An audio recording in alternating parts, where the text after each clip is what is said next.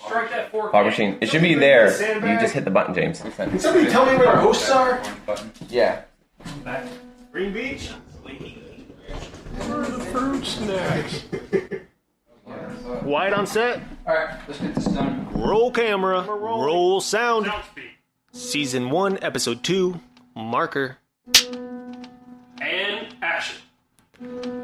Welcome to All the Hats, a podcast about filmmaking and industry.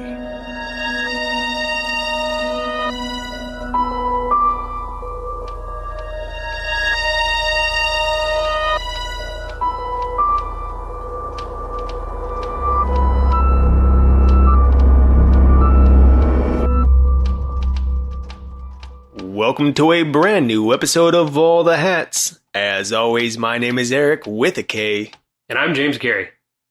So today we have for you our first interview. This is one that actually James here did on his own a little while ago when he was working on a movie back in Virginia. So kudos to him for going ahead and taking the reins on this. This is actually your very first interview ever, really, right? Yeah. So it was good, man. Congratulations for you. It's not bad. I mean, when I started, it was horrible. Like me on my other show. Oh my gosh. It helps that I knew the person. Yeah, we'll see how you do when we have strangers on. But you did fine. Yeah, you did strange fine. people. Strange people. I'm just kidding. It'll be all right. Yeah, it'll be all right. But we're not going to spend too much time here talking to each other. Why don't we just jump right into the interview? You were actually interviewing Professor James Walz, one of the professors of Liberty University, and you guys were talking about sound and the sound department in particular. Yeah, and he has a lot of interesting things to say about cake. Well, we all love cake, so why don't we go ahead and jump on in? So I'm James Walz. I'm an assistant professor of film and video at Liberty University, and I am a re-recording mixer for feature films, as well as I do music composition for film on the side. Nice. I know you've done a lot of stuff in sound, but I want to be able to focus on a particular job. What would you say is the most important job to you right now in film? I would say re-recording mixing is the job that is most close to my heart and what I want to focus on, and I think it's such a important final step for audio in filmmaking. So and for those that don't know, re-recording mixing is the final stage where they do the surround sound mixing for most movies. So the process goes through dialogue, sound effects, and music. They're all edited separately, and then they're all kind of brought together on a large mixing stage that it's kind of like a movie theater, but it's got a large format console with a lot of channels on it. And we usually spend 2 to 3 weeks on a feature film, manipulating the sounds, fixing audio issues, and panning things around in surround sound to tell the story the way that the director wants it to, and also immerse the audience in the picture more. And then bring certain things forward. And We turn things up, we turn things down, we get rid of things, we put things, take them off the screen and put them in the surround speakers, and all those types of decisions are what I love to do for sure. What do you think draws you to that type of work? It's interesting. I've worked in almost every position in the audio industry, whether it be doing sound design at the beginning of the script process, or doing mixing and booming on set, recording the production sound, to doing dialogue editing, sound effects editing, music editing, also writing music for film as a composer or working with the composer. But I find that each one of those steps, they add up to, all the individual ingredients go into the cake, but it's actually the baking of the cake and putting the icing on top that makes the final product. And the re-recording stage, which is done on, like I said, in a theater, which is traditionally called a dubbing stage, is kind of the last stop for audio, and all the final decisions are made there. So So you like to be the baker and not the farmer. Right. I like to be the person that puts the icing on the cake as opposed to, getting the ingredients, putting them together, because that's the very end stage. You can kind of make sure that the vision is carried through. No one's going to touch it after the re-recording mixer makes those decisions. So, and in a lot of ways, work that I've done before, where I've done those earlier stages, I guess the level of attention and detail dropped off with, some of the things after I worked on it. And it's always like the cake got ruined, and I had no way to fix it. So I like being the baker at the end for sure. Yeah. And it's a good analogy. I never even thought of that one before. So. You also kind of follow the process through in a way too. Yeah. Even though that's your favorite is that last part, bringing all the ingredients together. Yeah. Your favorite part is, you personally have followed all these productions. Well, it depends on the production I'm working on, but the ones that we do here at the school, I get to kind of supervise all the different steps. So if I get to the point where I'm baking the cake and, someone put some bad eggs in there, I have no one to blame but myself. So I got to watch all the different steps going into creating all the soundtracks and making sure they sound good. But which most re-recording mixers, that's kind of the con. The pro of that job is you are the final stage. You do kind of shape and make the movie sound the way that the director and you want it to. Mm-hmm. But you're usually not involved in the earlier stages of production. And so what happens is you wind up getting things on the other side where they weren't created properly or they didn't pay as much attention to the quality of the production sound on set or even in some of the editing stages. So, that's the other side. When you're mixing stuff, a lot of times you get stuff that it wasn't done properly. You have to go in and fix it or do the best you can with it. Do you feel like having that position in a film is important? I feel like that's not a normal thing in a film to have someone who can follow the process from beginning to end as a sound person. Right. On big budget films, it is. Traditionally, they're designated as the sound designer, which, examples of classic sound designers are Walter Murch, who did Apocalypse Now, who did THX 1138 with George Lucas' first film. And he basically is the grandfather of sound design. And it was his opinion that someone should design the film for sound in the script and make sure that throughout the entire process that vision was maintained all the way through the mix. Now, Walter Murch, uncommonly also was the picture editor for a lot of these films. He also did the Godfather series. And then you have someone like Ben Burt, who, has done the sound designer for Star Wars. He's creating all the sounds from scratch, interesting recording techniques. And then he's also making sure that George Lucas's vision is brought to life on the screen. So on bigger films, there is a sound designer position that starts at the very beginning or pre-production stages, and they go all the way usually into the mix. But on lower budget films, independents, a lot of times the sound doesn't start to be manipulated, brought together, thought out until after the film has been shot, and you're kind of working on it, with what you have, and are trying to make the picture edit better through sound. And that job is usually referred to as a supervising sound editor, because they're supervising the post-production stage. So I think my hope is that,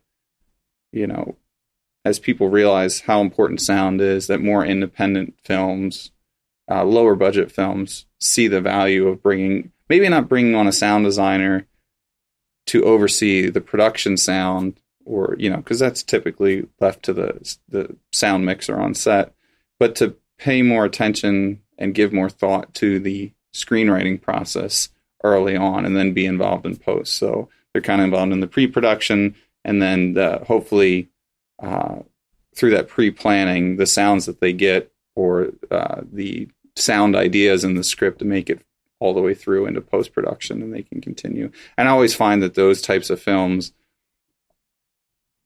are just, they're easier to watch. Like, they make sense, even sometimes on a subconscious level. Like, what you're seeing and what you're hearing just flows better because it was thought out ahead of time, as opposed to trying to like just paste on over top of it. Yeah. Me and Eric, are with a K, are working on a script right now, and we've already, like, in the script, we specifically designated certain parts to be for sound type effect. So like, I want to be that person that can follow like the sound through to the end. Sure.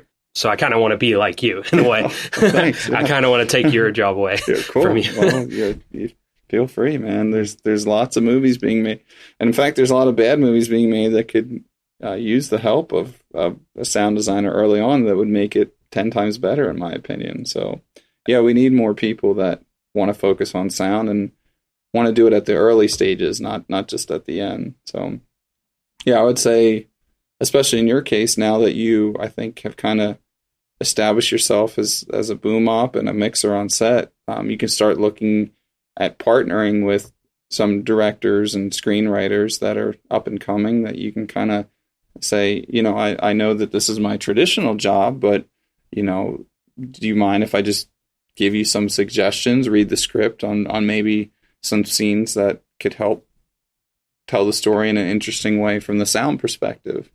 And even short films, like student films for film festivals, 15 minutes.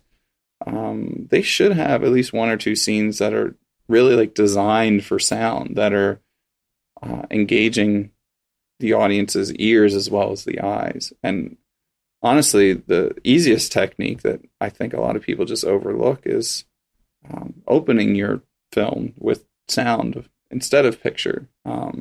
What that does is it makes the audience subconsciously aware of that you're going to have to listen as well as you have to pay visualize what's going on. It's not a music video where we're just listening to a song and seeing pictures and they're disconnected. If you can tell the story in a way that uses sound in a creative medium, you're going to engage your audience in a way that other filmmakers are not. And the other thing that I like to tell students or directors, filmmakers, is that, for one, dialogue is probably the easiest thing to screw up your film. That and music, just incessant dialogue throughout entire scenes. It's actually really easy to write bad dialogue and fill up 15 pages of a script. I mean, if you've ever tried to write a screenplay, you write a few words and hit enter and it jumps, final draft jumps down. You could write 10 pages of dialogue very quickly, but if you're writing character motivation and action and descriptive terms describing what the audience is seeing and what they're hearing, that actually takes a lot more time, and it takes a lot more thought out creativity. And it forces the audience to come to conclusions on their own, as opposed to the characters on screen yelling at them, telling them what to think. And so my whole mantra with sound and screenwriting is learn how to say something without actually saying it. So if you can show a character emotion that's being portrayed to the audience that, has a message in it, that's a more powerful way to communicate something than just that character telling the audience how they're feeling. So in the same way, I think sound can be used that way. And especially on an indie script where you don't have a lot of money and you can't spend a lot of money towards dialogue, right, or placement, or ADR right, is what I'm saying. But so less dialogue would be a better choice. I think first time screenwriters they just dialogue heavy. Like, stay away from dialogue as much as you can, and when you do write it, make sure that it's purposeful and it has a broader meaning than just and that meaning could be it's developing a character in a certain way. Some of the best dialogue written has nothing to do with the script or the story. It's just developing a character, an interesting character, oftentimes for the audience to kind of, fall in love with. So, yeah. You remember I think I've talked to you about it. I wrote Can't Stop the Killer. Yeah. That's the one that we're working towards making a feature out of. So I wrote it as like as a short, and then Eric took it and made it into a feature. So there's a lot of like backstory and stuff been added to it. And we're using a lot of like it takes place within a duplex. I'm not sure if all this is going to be in the thing, Sure. but it takes place within a duplex. And there's times when you're hearing what's happening on the other side without actually being there. Right. So he's like hearing the other side of the duplex. How would you like? Are there like plugins for that, or how would you go about recording something like that that's going to be like in another space? Yeah, like well, that's a great question. When you're hearing it from another right, we're hearing it from another room. Well, kudos to you, because I think a lot of short films can save a lot of money by writing more scenes where they're hearing something and not seeing. It's a lot cheaper to hear the helicopter passing overhead than having to go hire the helicopter and shoot it and see it. So there's a lot of opportunity in sound to save money if it's done correctly, which is funny because sound gets this kind of stigma of it's so expensive, and it's only expensive because you're not thinking about it in the pre-production stage. You're kind of waiting to the end, and then there's a lot of mistakes that could have been fixed if you prepared better to tell the sound well. And so that's a great question in pre-production. How are we going to capture these sounds in the other room? To me, it all depends on where you're filming and what it sounds like. If you get in a set or a location and you have those adjoining rooms and, hey, this sounds exactly like we're wanting, it's not going to cost you anything to go stick the actor in the other room and just record that dialogue from that space.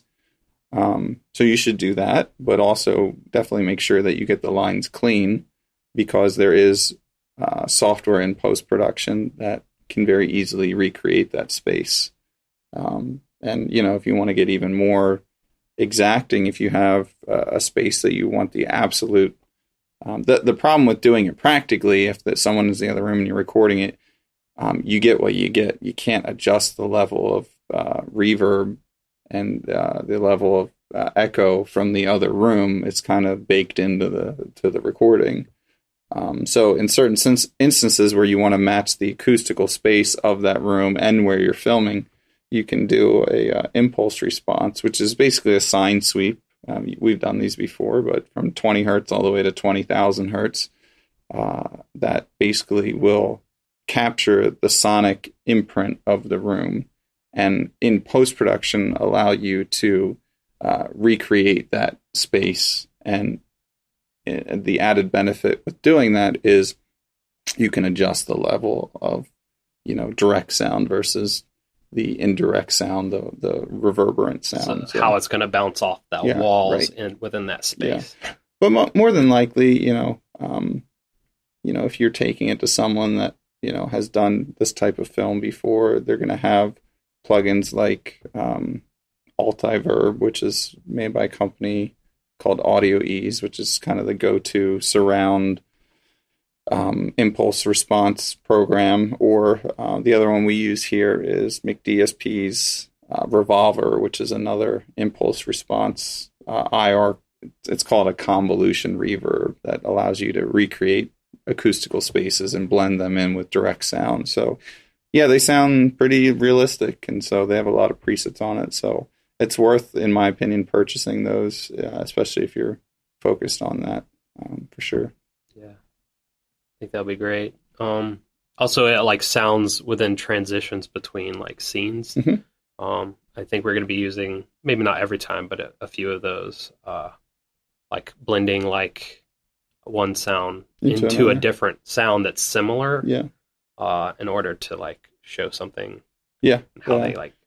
The academic term, false sync points, true sync points of, the common example is, there's a tea kettle on a stove and we're seeing it build up steam, and then all of a sudden you hear the whistle of of the teapot, and we cut to seeing a steam locomotive engine over that sound. And that's kind of the classic example of kind of those types of transitions that are interesting. And, you know, I think a lot of great films and even some television series, you know, Stranger Things had a ton of that. And I think that's what made it so watchable to the audience, is that they focus so much on the transitions from sounds into each other, and it had a natural flow to the watching that series.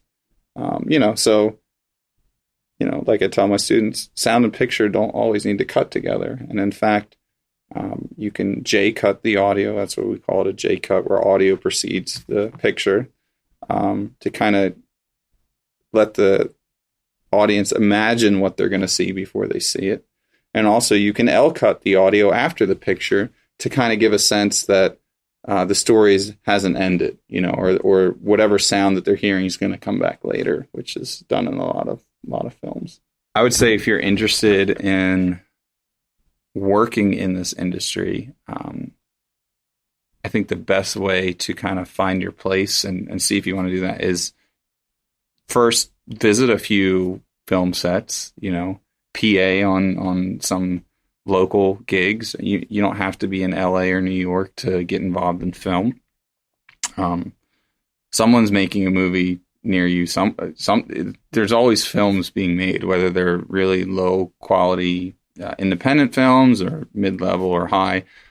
Just find a way to get your foot in the door by being useful in any capacity. That could be doing craft services. In fact, my boss, that's how he got to start doing craft service for James Cameron, and he moved his way up into the camera department. So find that area where you can be useful, and you may not get paid the first few movies, but eventually you'll kind of find where your passion is. And if it isn't sound, you will probably get in either as a boom op or a mixer on set.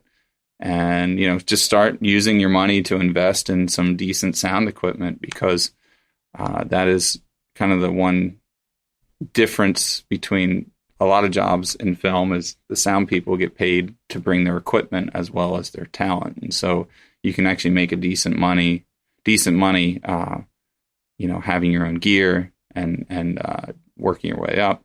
And then through that experience, you'll meet other people that are doing the same thing you're doing, or they're working their way up, that are also very passionate about their own projects and directing and writing, and just knowing that you're interested in sound, start learning the post-production process, you know, whether you're doing small commercial work, or learn how to use Pro Tools, learn how to use Logic, learn how to use Nuendo. These are the different programs that filmmakers use to edit the sound. Become proficient at that, and just start, start working on other people's stuff, establishing a name for yourself, establishing a reputation for caring about the sound. And I think, you give it 10 years and you'll be well on your way to making a career out of working sound for movies. And it's not something you can just go to school for and leave with a degree and just start working, you know, the top level job. I mean, we talk about film composers. There's 7 film composers that make 90% of the Hollywood film budgets. You know, when you have a school that has 600 film composer students, where are they all going to work, you know? But, you know, at least in the sound department, for every movie that's being made, which there are a lot of movies being made, there's positions in sound, and there's people that need to edit the sound. And if you can find your way into that, I think you'll be good to go. So probably a lot in the post process more. Post process, yeah. There's like 3 people on a set usually. That's true. Thanks for interviewing. Yeah, thanks for having me, and good luck with your script. And I hope it has some great sound. All right, there you see. You can bake your cake and eat it too. Nice. Bad joke. So good. How did you feel about that? It was an interesting interview. You know, for me, I feel like it was a refresher, really, from back when I was in college, and you too for that matter. But overall, I mean, a lot of information to process, especially for people who don't know much about sound or just getting into it. And honestly, I mean, we'll talk about sound again in the future. Yeah, definitely, because I'm a sound person, I mean, so we definitely have to talk about sound. But nonetheless, you're going to hear more in the future about sound, and always do your research. I think research is important on your own, not just don't just tune in to our show for that, but learn as much as you can on your own. Yeah, I would also look up Walter Murch and Binbert on your own, like find out how they do what they do, and that's your homework, really. Like, look them up. If you care about sound, you should be looking into these people who have made great things, done great art with sound. Absolutely. And that goes for everything, every department in the industry. The only way to get better is to practice and research. I mean, that's the best way you're going to learn, is to see what other people are doing and then feed off of it. There are a number of videos out there that were recreated based on scenes that were done by famous directors. I mean, take it, find a good scene that you like. Obviously, it'll probably be a rather simple scene. What you do is you take something that someone else has done, and then you add a little of yourself to it so that it's yours, add some creativity to it. When you're actually, like, if you're creating a original piece or something like that, but I'm talking about learning by copying in a sense. So you're saying... so take a scene, find a scene that you really like, and then copy that scene and get an idea of what the camera angles are like, what the sound is like, what the, the editing is like, what the dialogue is like. What lenses you need to get that look. Practice that, learn it, because the more you practice that kind of thing, the better you're going to become at your craft. And then you can transfer that over into your own independent work. Yeah. And I mean, we do it all the time. When I'm working in the camera, whether it's a camera op or DP, I'm taking ideas and styles from people and using it myself in different ways. But there's plenty of work, to be done when you're learning from some of the greats, basically. Yeah, because the way I see it is everything's been done, but it hasn't been done in the order that you will necessarily do it. You're going to do it differently. And I think that's where, the artistic part comes in, is how you put those pieces together, how you tell your story in film. Yeah. In a sense, it's your signature. Yeah. Whatever you're doing. How you view the world is how you should be showing the world to other people. So one of the things you wanted to actually talk about after this interview was the whole cake thing. Because that was really an intriguing way of him explaining the process, putting icing on the cake. Which could be seen like for other departments too, for like coloring or, other departments. There's positions where you would be putting the icing on the cake. And then there's positions where you're the farmer, basically getting the equipment ready, getting things ready, like a PA. Would be like your farmers, I guess. But like, and then gathering sound would be your person on set, which would be the person like gathering the supplies that you're going to use for editing, and then the person who's putting the icing on the cake is, James Walz. It's just James Walz. All of the icing on the cake is always James Walz. It's always James Walz. Hopefully it'll be James Gary, and I'll steal his job from him forever. I actually laughed when you had told him I'm going to steal your job. Yeah, that's the way you do it. I'm just kidding around. You warn everybody. Like, you just wait. One day, maybe. You're going to be... I just keep working hard, and hopefully I'll get there. And I know my setup right now doesn't sound perfect just because we live in this very specific space that's not being very helpful sound-wise to us. Not cooperating at all. No. No. So hopefully we can get it as clean as possible and work with that. But we have to start somewhere. I'm starting with the equipment I have, with the stuff I have. So here we are. Here we are. Well, that was All the Hats podcast. And thanks for joining us with this interview. And I hope you guys learned a lot. I definitely did. It was kind of a refresher because he was my teacher. But, I hope you guys learned a lot, and I hope you can, fall in love with sound like I did. and hopefully other episodes of this podcast will help you fall in love with other positions in filmmaking. Absolutely. But until next week, for the next episode, my name is Eric with a K. And I'm James Gary. See ya. See ya. Cut. Hey, cut that. Nice. Somebody fix this You want me to line. cut this one? Push it. Brick flying in. So we'll go ahead and refog it, James. That was simple. Yeah, let's do it one more time. Same thing? Yeah. Okay.